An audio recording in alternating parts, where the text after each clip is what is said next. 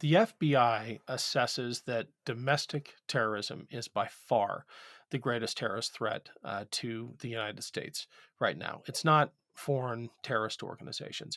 Furthermore, and this to me is even more striking, for the first time, probably ever, certainly in my lifetime, our allies overseas view the United States as an exporter of terrorism. They are as worried about the terrorist organizations that are American grown as they are about the terrorist organizations that we used to pull our hair out over. And that is such a damning indictment of what's gone wrong in this country and our inability to stand up to it and to tell the truth about it and to tolerate the misinformation that feeds these organizations.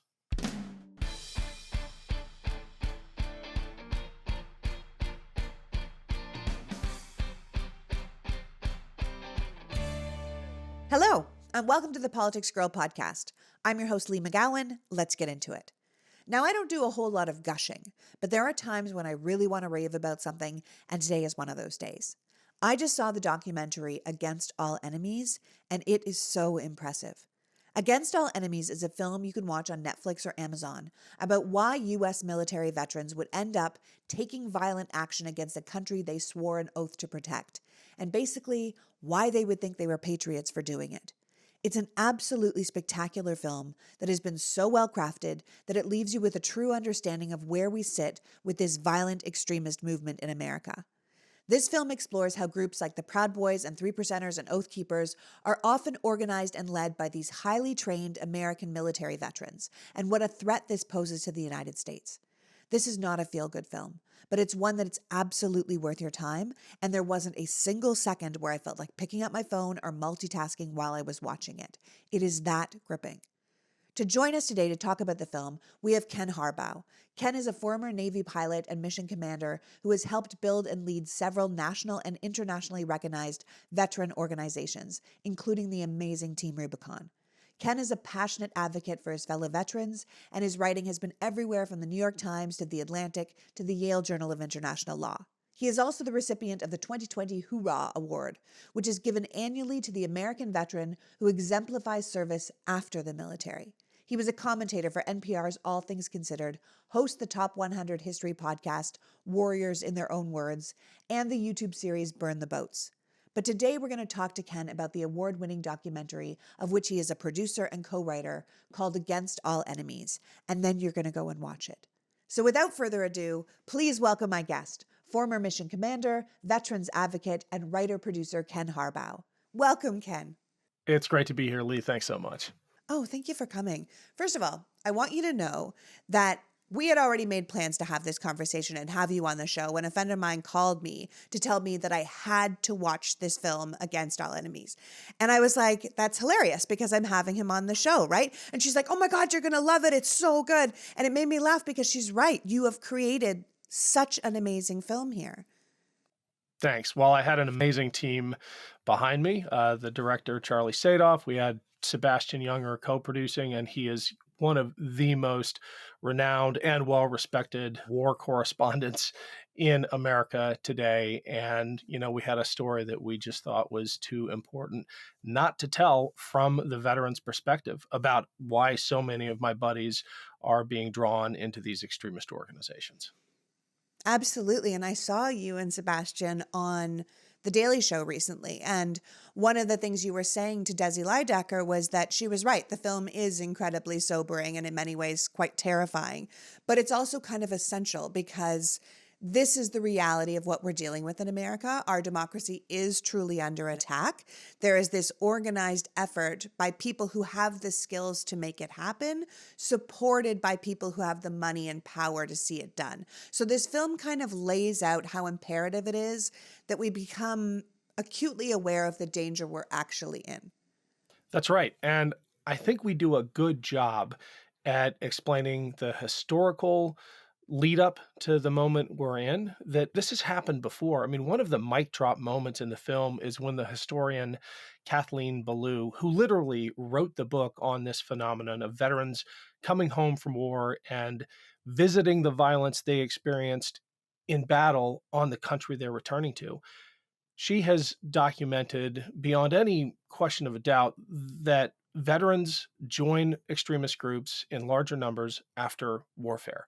They did it after World War I, after World War II. I mean, the KKK itself grew out of the Civil War, was founded by Confederate veterans, initially as a social club, but then obviously as a terrorist organization.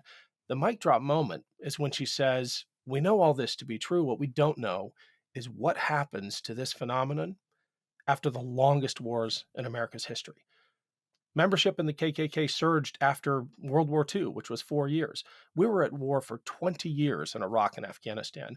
Millions of veterans coming home, many of whom don't have the reception or the pathways into constructive outlets for their angst, for their desire for camaraderie, and they join these groups.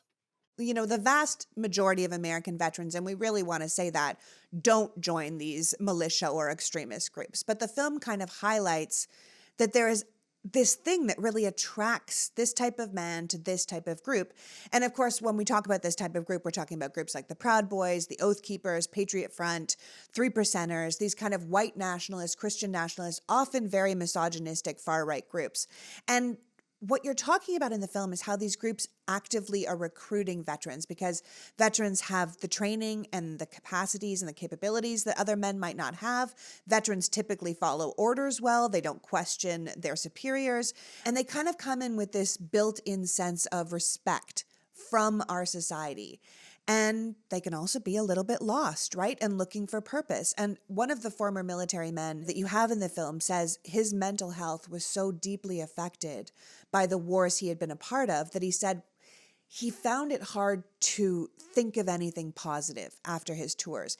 I think about that all the time. Like if you've gone to war and you come home and then you look around at this regular world and it no longer really makes sense to you. You come back, it doesn't make sense, and then you're vulnerable and you're seeking a purpose, you're seeking something that makes you feel like it all makes sense again. And then that's what leads people to these groups. Yeah, well, I'm so glad you began with that acknowledgement that we're not talking about most vets. We're talking about a small fraction, but a dangerous fraction. In the military, they're called force multipliers because Right. they bring a level of skill and training and, frankly, cachet that far exceeds their numbers. So you have a couple of well-trained veterans in a group, they can magnify the impact of that group. And we saw this on January 6th. The tactical stacks, those are the formations of people working their way through the crowds to breach the doors, to get inside. Those were led by veterans. A lot of them were oath keepers. And when you recognize what they're actually doing in specifically targeting for recruitment, these veterans, it is really, really scary. And frankly, a lot of these veterans are being manipulated. I absolutely think they should be held accountable. The ones who perpetrated acts of violence on January 6th should be in jail.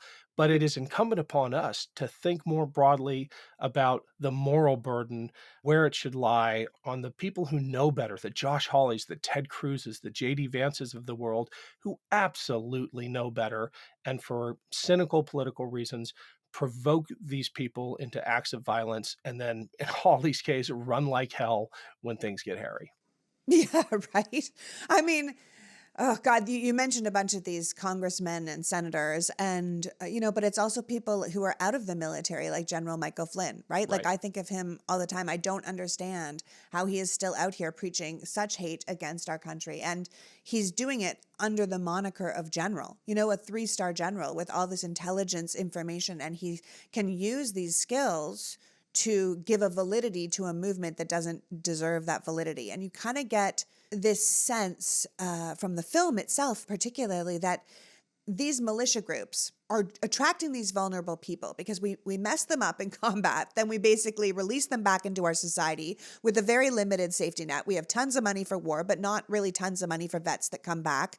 And then we have these men looking for a brotherhood that they might miss, looking for a purpose that they might miss. And then we use these people in high levels of society, these Michael Flynns and these JD Vances and these people that have served in the military and, like you said, should know better. And they say, well, they must know. And I'm used to following commands. I'm used to saying, well, my superiors know. And these guys are telling me that election's been stolen, that these people are taking my country. Like, how else are they supposed to react other than the way they are reacting? That's right. And that is what makes this situation different. and I would argue more dangerous than other insurrectionist, anti government, terroristic movements we've faced in the past. We have had internal divisions and violent movements in this country since our founding. But you have to go back a long ways to find a terrorist movement that has the cover of a major political party, which is what Right. the Proud Boys and the Oath Keepers and other groups like that have today. I mean, the Proud Boys was name checked by the president behind a presidential podium on a debate stage when he told them to stand by in the event that he lost the election. That's an organization that was deemed a terrorist entity by Canada. You probably have to go back to the ascent of the KKK in the 20s in the Deep South to find an analog of a terrorist organization that had a major political party covering for it. In that case, it was a regional party. It was the Southern Democrats, and it ushered in a reign of terror that lasted generations. We have now a national party, the Republican Party, calling perpetrators of an insurrection, people who beat cops with flagpoles, hostages and martyrs. Yeah. Like you said, I mean, this isn't the first time that a major political party has been co opted by a violent extremist group. You're talking about the KKK, right? Your film goes into detail about it, how the Klan was really an extraordinary example of a successful militia group that could infiltrate a political party and honestly is still kind of successful to this day. Like the parties might have changed. It might not be the Southern Democrats anymore, but that group of people that would have been against the removal of slavery, that is still in a major political party in America, just happens to be the Republican Party. But the KKK were able to keep Black Americans from the polls and from voting for almost 100 years, right? They were completely infiltrating American society. There's a shot that astounded me from your film with just hundreds of thousands of KKK members marching in formation down the Mall of Washington. And I thought, how did I not know that that happened? You know, and the numbers of the KKK are astounding. And yet they're still in our society today. You know, watching the film, I kept thinking, like, how the hell is Donald Trump the Republican nominee? Like, it feels insane because he's organizing these malicious groups and he's still the leader of this party. Yeah, I think one of the things that most shocked me in diving into the history and into the present state of these militia organizations, and we had extraordinary access. You've seen the film, but Yeah. our Yes. our access into the Oath Keepers, those interviews with Stuart Rhodes. I had a text exchange myself with Stuart Rhodes that lasted several weeks until it went quiet, and I turned on the news and realized he had been he had been rolled up. Good thing, good Yeah. riddance. But I think some of these groups are beginning to realize that, you know what, maybe we don't need to smash glass and break into the Capitol to take over the government. Let's take over a political party. Let's get our people elected to school boards. Let's co opt people like Lauren Boebert and Marjorie Taylor Greene and potentially the next president of the United States. And that is where I think the real lasting damage to our democracy could happen. Yeah, absolutely. I mean, these people aren't joining these groups out of nowhere. The people involved are very convinced that things are broken, that they're wrong, that they need to be fixed. And it's because the people at the very highest levels of power, including, as you said, the president himself, the former president in this case, tell them that it is. We have senators and congressmen and journalists who have given this movement a validity that I said earlier doesn't deserve. We had the Great Replacement theory already. We had racism, we had sexism, we had Christian nationalism. And then we got Trump's big lie and everything kind of took off, right? The whole thing to me just kind of shows the importance of the big lie and how the big lie was really what got its hooks into a lot of these people and their doubt in American democracy, because it made people question if our democracy was working, if it was fair, if, as they were told, it was rigged, right? And of course, the irony is the people telling everyone it's rigged are the people trying to rig it, right? So then we have these people who have all these skills and all these talents. And honestly, you know, I'm one of those people that stops people in the street and says, thank you for your service. You know, they have these people with validity to their names and they're out here fighting for the side of America. They're fighting against evil. Many of them are absolutely convinced that God himself is on their side. And so what are they supposed to do if all of these important people have told them that this is what they need to believe? And they say, I have these skills and I need to join this cause because I am in the right. They think they're doing good. Someone in the movie said, these veterans' hearts are in the right place. They're doing the right thing. They just don't live in the world of truth Right, anymore. right. There's this moment where Congressman Jason Crow, who was an Army Ranger, did 90 combat missions overseas. He was one of the few members of Congress trapped in the House gallery during the insurrection. They were able to get everyone else off the House floor. They were able to evacuate the Senate. He's trapped up there in the House gallery as they're trying to break down the doors and come in and kill him. And he had a revelation in that moment, realizing that there were veterans on the other side of that barrier, of that locked door. He thought to himself, how is it that we both swore the same oath to the Constitution?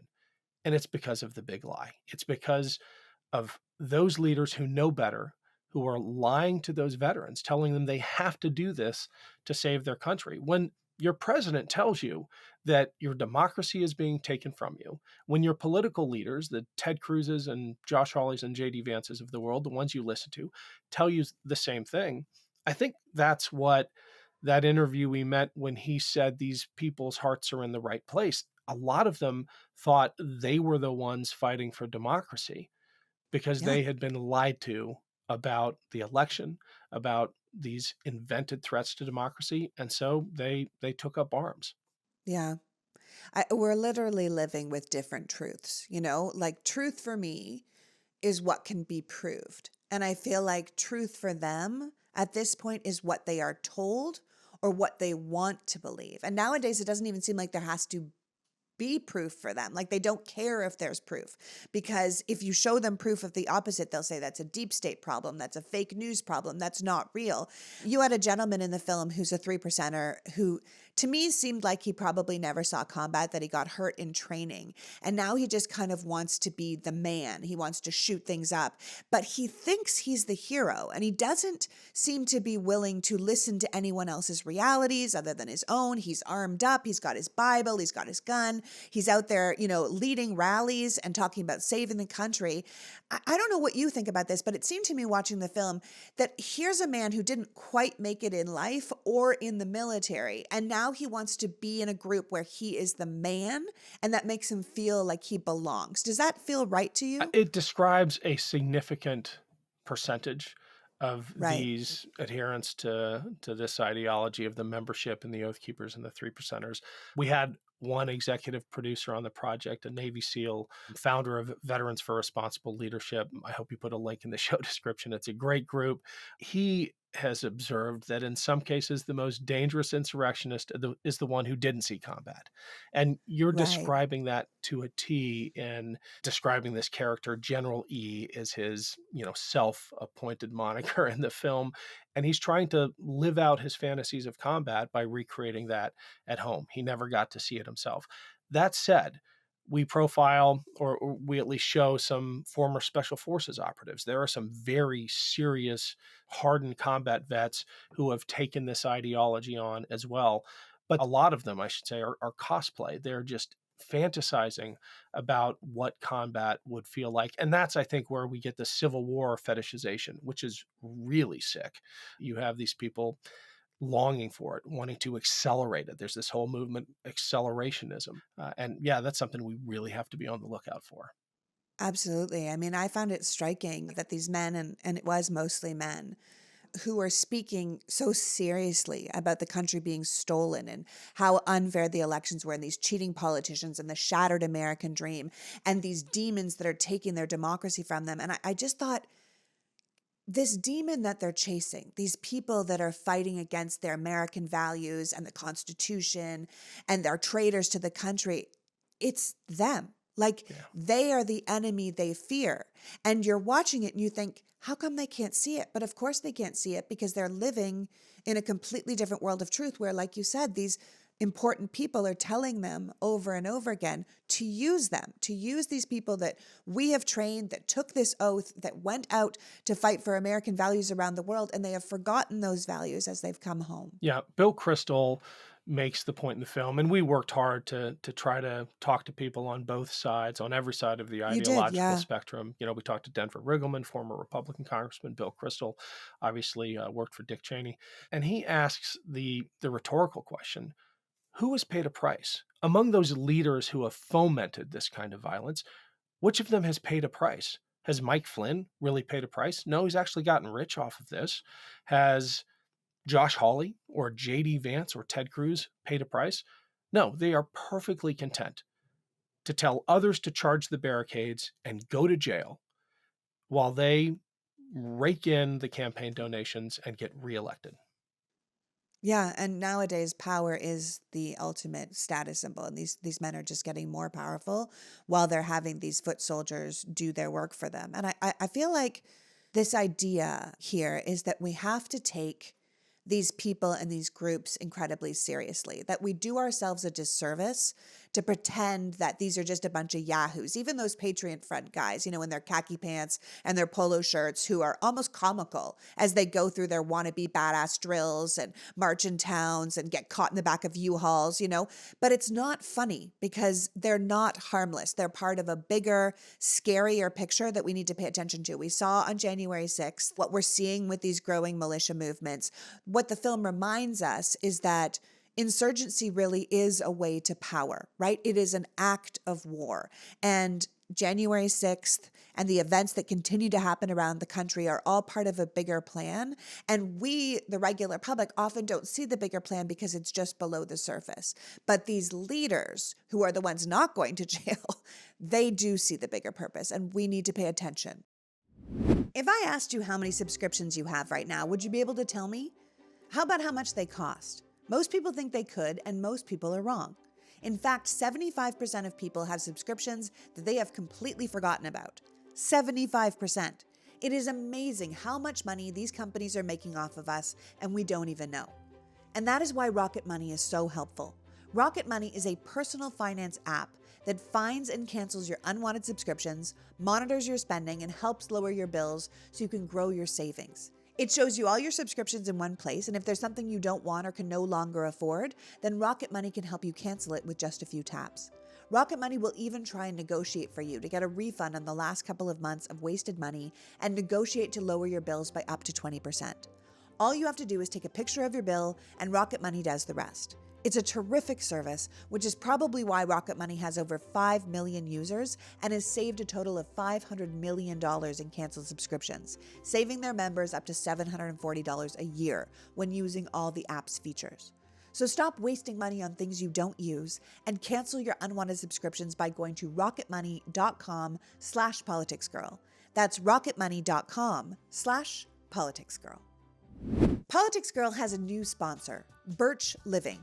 We just got a Birch Living mattress from my brother-in-law, and it arrived and they're setting it up, and I can't wait to hear their feedback. We got them a Birch mattress because they are stylish and comfortable, but most importantly in this world where we want to do right by the planet, they are environmentally conscious. Plus, Birch's non-toxic mattresses are made right here in America and are crafted with natural and organic materials that have been sustainably sourced. Unlike synthetic mattresses, the wool in Birch mattresses makes them hypoallergenic. Birch sources not only the best quality materials like organic fair trade cotton, organic wool, natural latex to create these luxurious mattresses, they're designed to give you the best night's sleep possible. Every Birch mattress is constructed with non-toxic materials and helps focus on breathability that helps you keep cool at night. Plus, Birch knows there's no better way to test out a new mattress than by sleeping on it in your own home, which is why they offer a 100-night risk-free trial to try out your new Birch mattress and see how your body adjusts. And once you love it, Birch stands behind the quality of their product by giving each mattress a 25-year warranty. Birch mattresses are shipped directly from their manufacturing facility to your door free of charge. The mattresses arrive rolled up in a box, and they are simple to set up. And for a show about American politics that highly favors American-made products by American workers, I am pleased to say that Birch mattresses are all American-made. So if you're looking for a new mattress, why not give Birch a try? Right now, Birch is giving 20% off all mattresses and 2 free EcoRest pillows at birchliving.com/politicsgirl. That's birchliving.com/politicsgirl. Sleep better with Birch. Before we go today, I wanted to tell anyone who hasn't yet heard that I have written a book. I think we can all sense something's gone wrong here in America, but if we're being honest, we might not fully understand it. And I don't think people should feel bad about that. We don't really have proper civics anymore. Cable news is allowed to lie to us, and everything else seems to be for profit. So truly knowing what's going on has become increasingly difficult. And at the end of the day, how do you fix something if you don't understand what's broken? Which is why I do this podcast, it's why I do the rants, and it's why I wrote this book. The book is called A Return to Common Sense, and I consider it a political book for non-political people. It's a book that explains how American government and society works, and it sets up a framework for how it could work moving forward. The book is based around 6 American principles, 6 ideals that no matter where you sit on the political spectrum, I think we can all agree make America America. By using these principles as guideposts, I believe we have the opportunity to find our way out of this mess we're currently in and start moving towards something much better. It's a simple and easy read that will tell you what you need to know and give you a direction for where we need to go. It'll be in stores September 17th, right in time for the election, but it would really help if you considered pre-ordering it now. That kind of stuff really matters in the book world, and I want this book to be a success just like I want America to be a success. As I say all the time, I started the Politics Girl Project because I believe deeply in this country. I know we're in a terrible place right now, but we've got everything we need for a hell of a comeback story. So consider ordering A Return to Common Sense wherever you get your books, and let's get to fixing this country together. Thank you so much for considering it. I'm very excited. It's my first book. These leaders, who are the ones not going to jail, they do see the bigger purpose, and we need to pay attention. These groups and their leaders look at January 6th as a massive success. A massive Yeah. success. This actually isn't in the film. It's come out of interviews I've done since then with some of the experts we talked to in the film. Membership in radical extremist organizations since January 6th has gone up. The overall number of organizations may have decreased, but that's because of consolidation.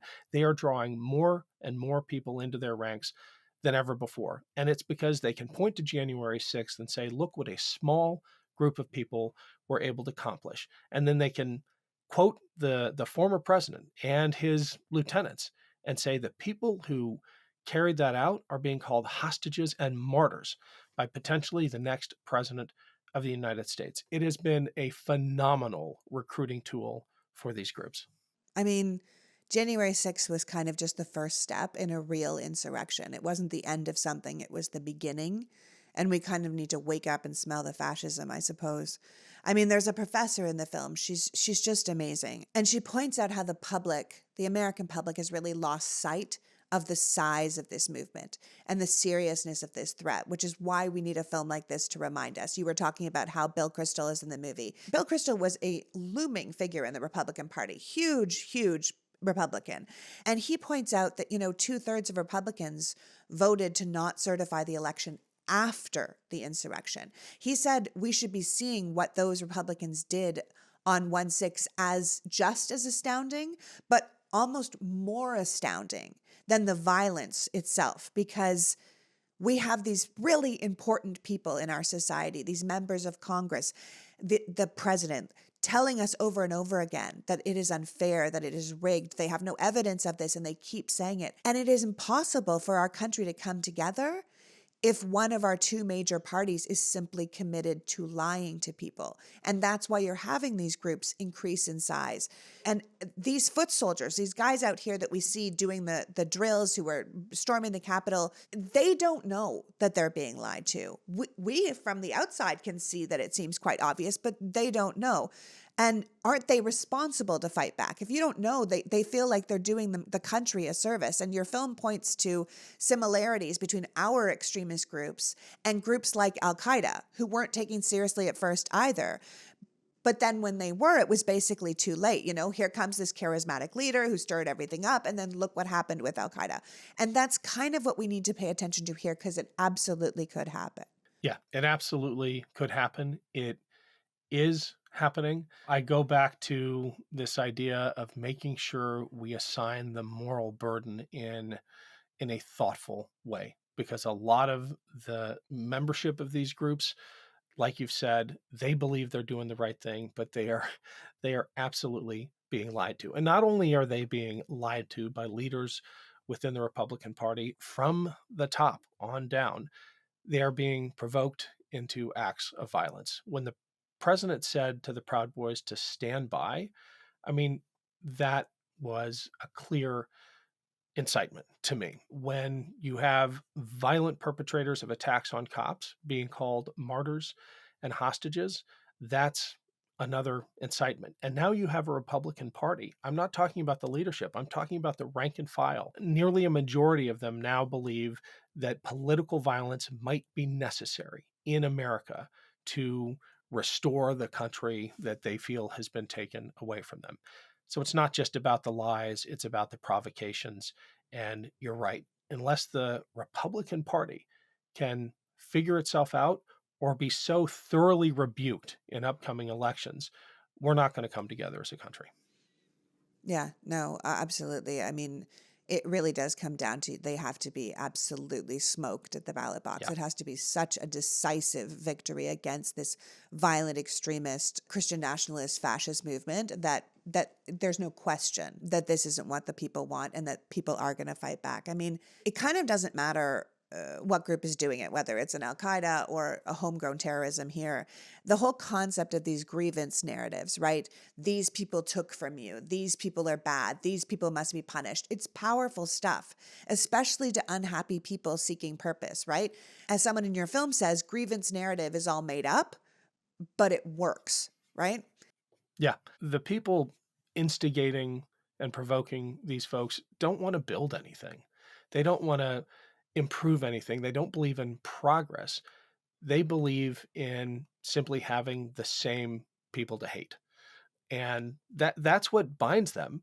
When I talk to members of these organizations, they don't really know what the GOP platform is. Well, at the last convention, they actually There's didn't not have a much of a platform. platform. It was simply support Trump It's at not all much of a costs. platform. Right. Yeah. They don't know what the foundational values or virtues of the party are. They simply know that that party hates the same people they do. And that is powerful stuff. That is really powerful stuff. And we see what happens in other countries historically when that is the animating force behind a political movement. And it's devastating.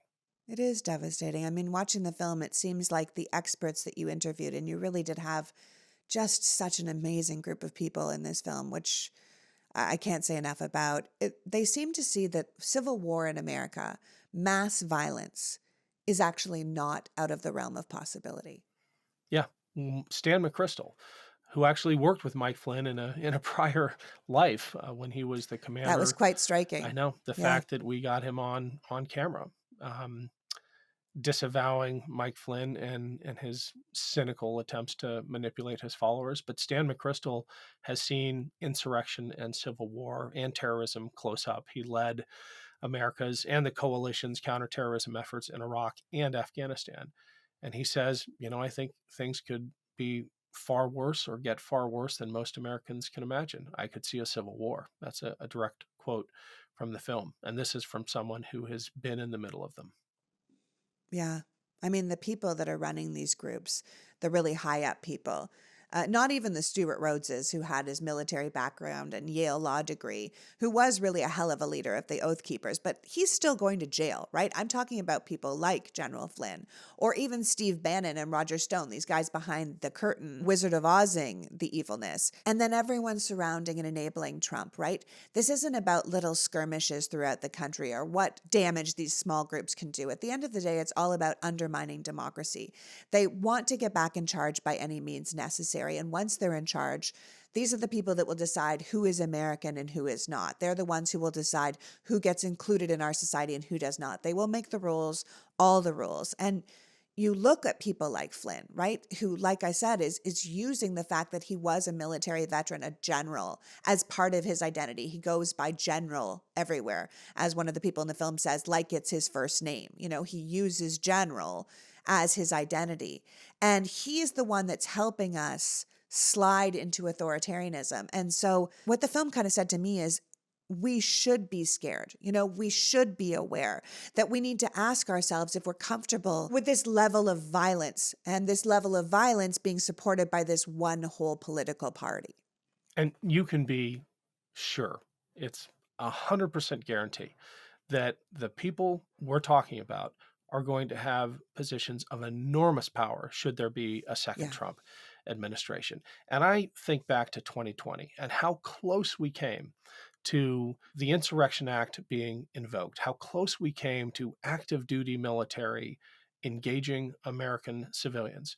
And but for a handful of people in uniform protecting that safeguard, but for Mark Milley, chairman of the Joint Chiefs, saying, I'm not going to transmit that order. I'm not going to activate, or I'm not going to tell the combat commander to activate the 82nd Airborne. We could have easily been there. One of the most striking examples to me, it's not in the film, we learned about it since, but it's a Marine first lieutenant, a very junior officer, Mike Pence's son, who sat his father down before January 6th and said, Dad, you have to do your duty. You swore the same oath to the Constitution that I did.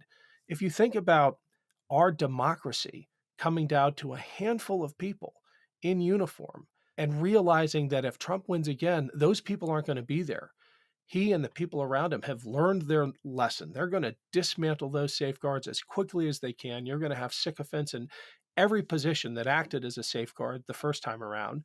And the Flynns and the Bannons and the Millers, they're going to be the ones calling the shots. That's how democracy dies. I think we ultimately have to deal with the fact that we have this homegrown American terrorist organization growing in this country. And I don't think people are prepared for it. It seems like there is a growing number of people willing to use their military training against their fellow citizens, looking to use the American military against our fellow citizens. And the film points out that in many ways, there's not much we can do about it because we don't have domestic terrorist laws really in this country. So there's no proper way to kind of handle it. There's things that for regular terrorism laws, they have things like material support charges. So that those are people that are charged with helping the terrorist, helping them get weapons, helping them get access, helping them do that. But we don't have those laws for domestic terrorists. And then everyone that is paying attention will tell you that domestic terrorism is one of the biggest threats, if not the biggest threat to America today. So it's almost like we trained our own domestic terrorists. We paid them to get the skills they needed in the military to come home and use it against us. And we have some of the biggest, most important people, like you said, who aren't going to be the Mark Millies, who are going to be the General Flynns, that are going to be calling the shots if we allow another Trump presidency to happen. Yeah, the FBI assesses that domestic terrorism is by far the greatest terrorist threat to the United States right now. It's not foreign terrorist organizations. Furthermore, and this to me is even more striking, for the first time probably ever, certainly in my lifetime, our allies overseas view the United States as an exporter of terrorism. They are as worried about the terrorist organizations that are American grown as they are about the terrorist organizations that we used to pull our hair out over. And that is such a damning indictment of what's gone wrong in this country and our inability to stand up to it and to tell the truth about it and to tolerate the misinformation that feeds these organizations.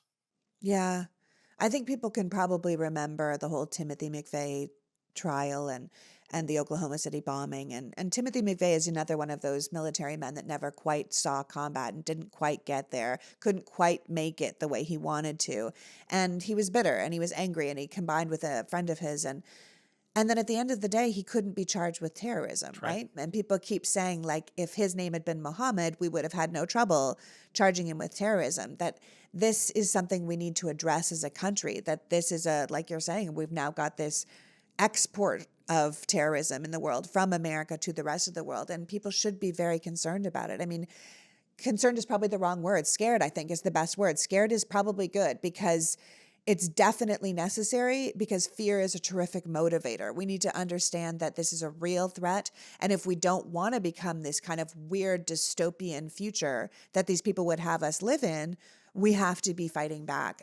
You have one of the people in the film, and he talks about the people that scare him the most are these young veterans who are Gen Z, who basically served at a time that we were at peace, and they signed up to fight and never got to fight. And then they're at home wanting to be GI Joes and thinking that, the president isn't the president and people have stolen things from them and they're just I keep saying dying to use the guns, and that is terrifying. Yeah, well, this is where individuals can make a difference because, frankly, redirecting someone like you just described off of that path into an extremist organization, let's say they're at that crossroads in their lives where they are about to make a decision, as one of the people in our film found himself, between joining an extremist organization or doing something else positive with their training and their experience, like Team Rubicon, which retrains vets to do disaster relief, or Veterans for Responsible Leadership. Often that decision comes down to a conversation with somebody who cares about that veteran. I wish it was podcasts like this. I mean, it can start the conversation. Films like Against All Enemies can start the conversation, but ultimately it ends with a loved one, a parent, a sibling, a battle buddy, talking to them over the holidays, over dinner, and challenging some of their paranoias and misconceptions about the country they swore to defend. Yeah. And it's a hard conversation for people to have. I often say with politics in general, we are responsible for our people, that we have to have those tough conversations at the dining room table. We have to challenge our dad that's saying something racist. We have to say something to our hairdresser that says it doesn't matter if I vote or not. Like we're the ones that have to speak up to the people in our lives because they're more likely to listen to us than any person on the news, any person on the radio.